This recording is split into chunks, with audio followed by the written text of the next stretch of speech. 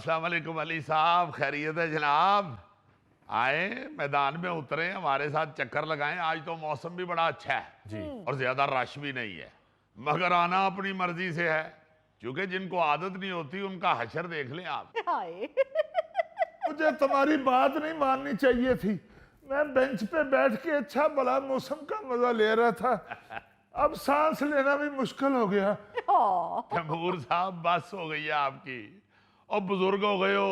मैंने तो कहा था कि तुमसे एक चक्कर मुकम्मल नहीं होना।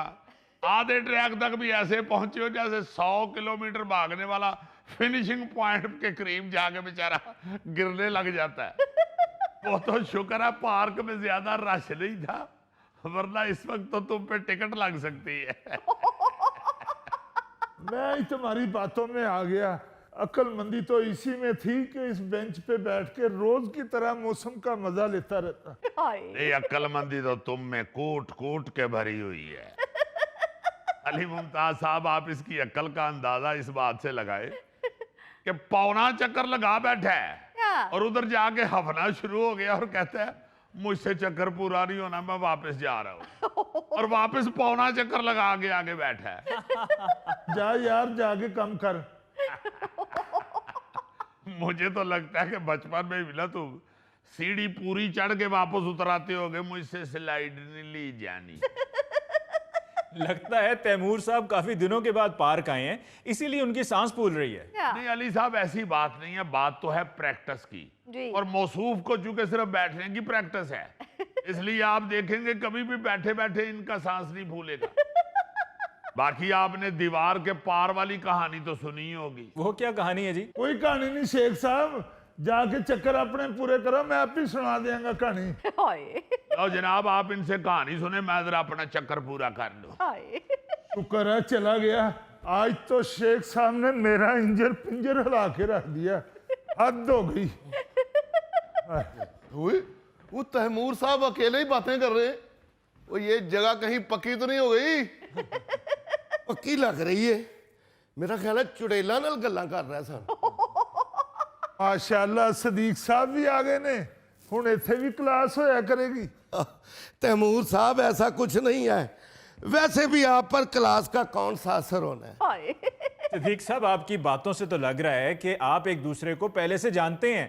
आप भी क्या इसी एरिया में रहते हैं? अली साहब, मैं और तैमूर एक ही स्कूल, एक ही क्लास में पढ़ते थे। करामत साहब और दूसरे दोस्तों से यही पार्क में ही मुलाकात हुई है। वाह वाह, इक्को ही स्कूल ते इक्को ही क्लास, फिर ते तैमूर साहब ताड़ी लाजमन स्याही वाली दवा पी जांदे होणे।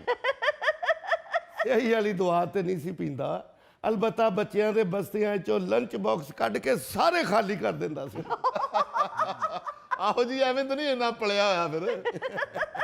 सारे स्कूल तो तगड़ा पिंडा सी, क्लास च बैठा डंगर जिहा लग रहा हुंदा सी। नहीं तो तुसी किहड़ा क्लास च बैठे नमान इजाद लगन डे हुंदे सी। तैमूर साहब ते स्कूले आउंदे इंज ही लगदे होणे आ जिवें चंगेज खान हमला करना आ रहा है। तैमूर बड़ा शरारती हुंदा सी, जिदन इहदा पढ़न ते दिल नहीं सी ना करदा, मास्टर साहब दा पैर मिध दिंदा सी। ਉਹ ਜਰਾ ਕੋਲ ਟੁਰ ਜਾਂਦੇ ਸਨ, ਇਹ ਪਿੱਛੋਂ ਸ਼ਰਾਰਤਾਂ ਕਰਦਾ ਰਹਿੰਦਾ ਸੀ। ਇਹ ਦੱਸਾਂ ਮੈਂ ਤੁਹਾਨੂੰ ਕਰਾਮਤ ਸਾਹਿਬ, ਇੱਕ ਦਿਨ ਮਾਸਟਰ ਸਾਹਿਬ ਦਾ ਲੰਚ ਖਾ ਗਿਆ। ਅੱਛਾ। ਮਾਸਟਰ ਸਾਹਿਬ ਦਾ ਕੱਦ ਛੋਟਾ ਸੀ, ਉਹਨਾਂ ਇਹਨੂੰ ਕੰਨ ਫੜਾ ਕੇ ਇਹਦੇ ਉੱਤੇ ਬਹਿ ਕੇ ਇਹਨੂੰ ਫੈਂਟੀ ਲਾਈ। ਮਾਸ਼ਾਅੱਲਾ, ਜਵਾਨੀ ਚ ਇਸ ਤੋਂ ਵੀ ਡਬਲ ਸਿਹਤ ਸੀ। ਟਾਂਗੇ ਤੇ ਅਸੀਂ ਸਕੂਲ ਜਾਂਦੇ ਸਾਂ, ਜਿੱਦਣ ਇਹਨੇ ਟਾਂਗੇ ਦੇ ਪਿੱਛੇ ਬਹਿਣਾ, ਅੱਗੋਂ ਘੋੜਾ ਹੀ ਚੁੱਕਿਆ ਜਾ। ਜਦੋਂ ਅਗਲੀ ਸੀਟ ਤੇ ਬਹਿੰਦੇ ਹੋਣੇ ਘੋੜਾ ਬਹਿ ਹੀ ਹੋਣਾ। वाह जी वाह, पार्क की रौनकें बढ़ना शुरू हो गई है, वरना मैं और तैमूर तो काफी अरसे से एक दूसरे की शक्लें देख रहे थे। लो आ गई जे पार्क दी दादी अम्मा। दादी अम्मा आ गई हैं, ताई अम्मा पहले ही बैठी। वैसे मैं तो सोच रहा हूँ कि खालम खाली पार्क में तैमूर साहब और खावर साहब एक दूसरे की शक्लें देख के क्या सोच रहे होंगे। लाजमन एक दूसरे से पूछते होंगे कि भाई जी, ये तुसी भी ओडे ही डरावनी हो जिड्डा मैं डरावना वा। एक दूसरे को देख के यही सोच रहे होंगे कि सारी दुनिया खत्म हो गई है, हम ही बचे हैं बस। आप सब तो मजाक कर रहे हैं, पर हकीकत यही है कि अगर हमें कोई भी ज़ाती काम पड़ जाए या मसरूफियत आन पड़े तो हम सबसे पहले अपनी सेहत को लेके गफलत का मुजाहिरा करते हैं। सर्दी आ जाए पार्क वीरान, गर्मी आ जाए पार्क वीरान, बारिश हो जाए तो पार्क वीरान। यानी कि हम पार्क और वर्जिश को तरजीह नहीं देते, और अगर कोई हमें काम करना पड़ जाए हम वो करने निकल पड़ते हैं। बिल्कुल। यार हमारी मर्जी, हमारा टाइम, हम जहां मर्जी लगाएं। आपको क्या प्रॉब्लम है? आपको हमारी सेहत की क्या ज्यादा फिक्र है? आप अपने मशवरे अपने पास ही रखें। ओ यार क्या हो गया करामत साहब, जरा होश के नाखुन लें, आप तो एंकर से ही सीधे हो गए हैं। ओ यार नहीं, मैं नहीं सीधा हो गया, मैं तो ये बता रहा हूं कि किसी को मशवरा देना वॉक का या वर्जिश का, तो वो आगे से सीधा ही हो जाता है। नहीं खैर, मशवरा देने वाले भी ऐसे ऐसे जवान हैं हमारे मुआशरे में अली साहब जी, कि मशवरा दे के ही हैरान कर देते हैं। यानी कोई सिर पैर ही नहीं होता, कोई बात बन ही नहीं रही होती, मगर कह देते हैं। हाँ, कल मुझे मेरा हमसाया क्या कह रहा है, हाँ।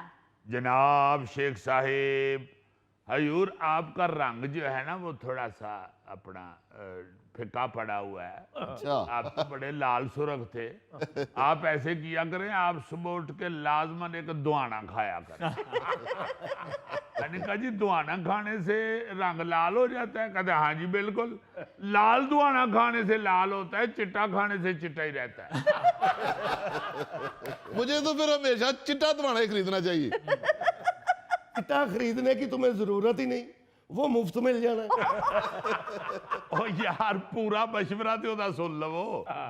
वो अली साहब कहते हैं कि तरबूज ले लें दुआना, एक लाल रंग का। अच्छा। ठीक है जी। जी।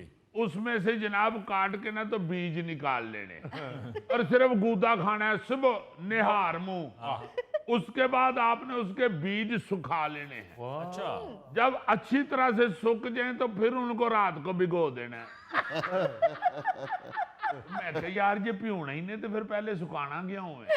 कहते नहीं जी नुस्खा ये है, बीज सुखा के उनको रात को पियो दे, सवेरे उठ के वो पानी पी लें आप बीजों का।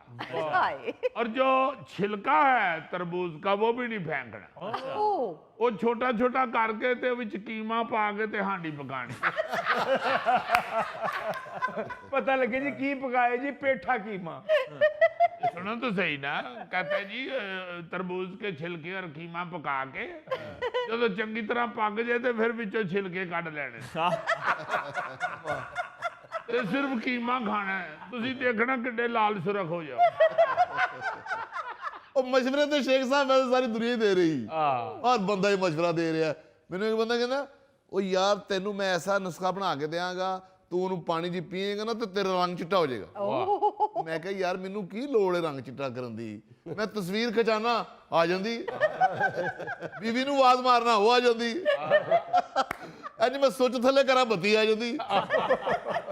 ਹਮਸਾਏ ਦੇ ਬੂਹੇ ਅੱਗੇ ਮੈਂ ਗੱਡੀ ਖਿਲਾਰਾ, ਅੰਦਰੋਂ ਗੱਡੀ ਹਟਾਉਣ ਵਾਸਤੇ ਹਮਸਾਈ ਆ ਜਾਂਦੀ। ਵਾਹ ਯਾਰ ਜਦੋਂ ਮੇਰੇ ਸਾਰੇ ਕੰਮ ਆਪੇ ਹੀ ਹੋਣਦੇ ਨੇ ਤੇ ਮੈਨੂੰ ਕੀ ਲੋੜ ਹੈ ਰੰਗ ਚਿੱਟਾ ਕਰਨ ਦੀ। वाह वाह वाह, मेरा ख्याल है को अपने फायदे वास्ते तेरा रंग चिट्टा कराना चाहता। ਉਹਦੇ ਬੱਚੇ ਨਾ ਡਰਦੇ ਹੋ ਤੇਰੇ ਕੋਲੋਂ। ਉਹ ਸ਼ੇਖ ਸਾਹਿਬ ਮੈਨੂੰ ਇੱਕ ਦੋਸਤ ਨੇ ਮਸ਼ਵਰਾ ਦਿੱਤਾ, ਉਹਨੇ ਕਿਹਾ 5-10 ਮਿੰਟ ਨਾ ਪੱਬਾਂ ਭਾਰਿਆਂ 'ਚ ਵਿਆਹ ਕਰੋ, ਲੱਕ ਦੀ ਪੀੜ ਠੀਕ ਹੋ ਜਾਏਗੀ। ਅੱਛਾ। ਮੈਂ ਪੱਬਾਂ ਭਾਰ ਬੈਠਾ, ਦੋਵਾਂ ਪਾਸੇ ਕੜਲ ਪੈ ਗਿਆ। ਕਮਰ ਦੀ ਦਰਦ ਪਹਿਲਾਂ ਹੀ ਹੋਣ ਡਈ ਸੀ, ਮੁੜ ਕੇ ਲੱਤਾਂ ਵੀ ਸਿੱਧੀਆਂ ਨਾ ਹੋਣ। ओ भाई मैं आपको कोई अपने पल्ले से मशवरा नहीं दे रहा हूँ। WHO की रिपोर्ट के मुताबिक आपको रोजाना 15 से 30 मिनट वॉक करनी चाहिए। जी। इससे आपकी दिल की सेहत बेहतर होती है, क्योंकि वॉक करने से आपकी दिल की धड़कन तेज होती है और खून की गर्दिश भी बेहतर होती है। नहीं बात तो बिल्कुल ठीक है। जी हाँ, और इससे दिल के मसल मजबूत होते हैं और कोलेस्ट्रॉल काबू में रहता है, और साथ ही साथ ब्लड प्रेशर भी कंट्रोल में रहता है। वजन काबू में रहता है अली साहब, जो सबसे बड़ी इस वक्त मुसीबत बना हुआ है। हाँ जी। हर बंदे को वजन कम करने का स्यापा है, टेंशन है, लेकिन वॉक नहीं करनी। हाँ। हालांकि वॉक करने से कैलोरीज जलती हैं और वजन काबू में रहता है। जी बिल्कुल। बिल्कुल। ਸੁਣ ਰਹੇ ਆ ਕਹਿੰਦਾ ਜੀ ਮਰਦਾ ਮਰ ਜਾਗਾ, ਰੋਟੀ ਖਾਣੀ ਨਹੀਂ ਛੱਡਣੀ। और रोटी तो तैमूर साहब इंज खाते ने जिवें बंदा लुटदा माल नहीं खाते। ओ भाई मैं वॉक की बात कर रहा हूँ और आप बात को तैमूर साहब की रोटी की तरफ लेके चल पड़े हैं। हाय। और जनाब रोटी खानी छोड़ेगा तो भाग पे आएगा ना। आप इसको रोटी खाने के बाद देखें तो लगता है कि टीवी बंद हुआ है। अली भाई, मैं तो इसलिए वॉक करता हूं कि इससे मूड बहुत अच्छा हो जाता है, और पैदल चलने से बीवी की क्यों ही बेइज्जती का असर भी खत्म हो जाता है। वैसे ये आपका तजुर्बा हो सकता है, लेकिन साइंस ये कहती है कि पैदल चलने से यानी कि वॉक करने से एंडोर्फिन जैसे हार्मोन्स रिलीज होते हैं, जिससे मूड खुशगवार होता है और खुशी महसूस होती है। और बाकायदगी से पैदल चलने से कोलेस्ट्रॉल के स्ट्रेस लेवल्स में कमी आती है और उससे बेचैनी यानी कि डिप्रेशन भी कम होता है। ਉਹ ਸੁਣ ਰਹੇ हैं ਉਹ ਮੈਂ ਤੇ ਸੁਣ ਰਿਹਾ, ਤੂੰ ਵੀ ਸੁਣ। यार फिर वही बात। ਉਹ ਸਰਕਾਰ ਤੁਹਾਨੂੰ ਨਹੀਂ ਪਤਾ, ਤੰਦੂਰ ਤੇ ਜਾ ਕੇ ਇਹ ਨਹੀਂ ਕਹਿੰਦਾ 10 ਰੋਟੀਆਂ ਲਾ ਦਿਓ, ਹਾਂ। ਸਿੱਧਾ ਕਹਿੰਦਾ ਉਹ 20 ਕਿਲੋ ਵਾਲਾ ਤੋੜਾ ਲਾ ਦਿਓ। और किसी दिन देखी तंदूर वाले ने गुस्से च आके ना 20 किलो तोड़े का इको पेड़ा ला देना, और बाद में पता नहीं लगना कि पेड़ा कौन सा और तैमूर कौन सा है। ਅੱਛਾ ਕਿਸੇ ਮੰਦਿਰ 'ਚ ਜਾਓ ਨਾ ਤੇ ਇਹੋ ਜਿਹਾ ਬੰਦਾ ਹੀ ਬਹਿ ਕੇ ਅੱਗੇ ਖਾਣ ਡਿਆ ਹੁੰਦਾ ਕਿਸੇ ਗਿਰਜੇ 'ਚ ਜਾਓ ਇਹੋ ਜਿਹਾ ਬੰਦਾ ਬਹਿ ਕੇ ਖਾਣ ਡਿਆ ਹੁੰਦਾ ਗੁਰਦੁਆਰੇ 'ਚ ਚਲੇ ਜਾਓ ਤੇ ਇਹੋ ਜਿਹਾ ਬੰਦਾ ਬਹਿ ਕੇ ਖਾਣ ਡਿਆ ਹੁੰਦਾ ਦਰਬਾਰ ਤੇ ਚਲੇ ਜਾਓ ਤੇ ਇਹੋ ਜਿਹਾ ਬੰਦਾ ਬਹਿ ਕੇ ਖਾਣ ਡਿਆ ਹੁੰਦਾ ਉਹ ਮੈਂ ਇਕੱਲਾ ਹੀ ਖਾਣਾ, बाकी पूरी दुनिया ने रोजा रखे है। तैमूर साहब, मैं ये कहना चाह रहा हूं कि आप जहां से मर्जी खाएं, जितना मर्जी खाएं, पर वॉक जरूर करें। वॉक करने से आपके जिस्म के मुख्तलिफ ऑर्गन्स की कारकर्दगी बेहतर होती है, हाजमा बेहतर होता है, सांस बेहतर होता है, नजर बेहतर होती है। ਉਹ ਸੁਣ ਰਹੇ हैं ਸਿਆਣੇ ਕਹਿੰਦੇ ਨੇ ਜੀ ਭੁੱਖ ਰੱਖ ਕੇ ਖਾਣਾ ਚਾਹੀਦਾ ਹੈ, ਇਹ ਦੇਗ ਅੱਗੇ ਰੱਖ ਕੇ ਖਾਂਦਾ ਹੈ। वैसे तैमूर साहब, on a very serious note, आप जितना खाते हैं ना उसको हजम करना बहुत जरूरी होता है। ऐसी कोई गल नहीं बाबू जी, मैनू एक हकीम ने फकी बना के दी है, लकड़ हजम पत्थर हजम। क्यों जी? और जदों दी हकीम ने फक्की बना के दी है ना जी, उदों दा लकड़ ते पत्थर खा रहा है। यानी 500-600 मीटर वॉक नहीं करनी, फक्की ते फक्के मार मार के रोटी हजम कर दी।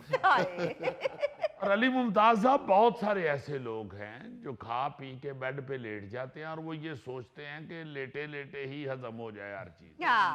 उठ के उन्होंने नहीं, ना चलना है ना कोई एक्टिविटी, कुछ नहीं जी। आखिरकार अल्लाह माफी दे, अस्पताल के बेड पे लेट के कह रहे होते हैं बड़ी एहतियात की थी, ये पता नहीं की हो गया।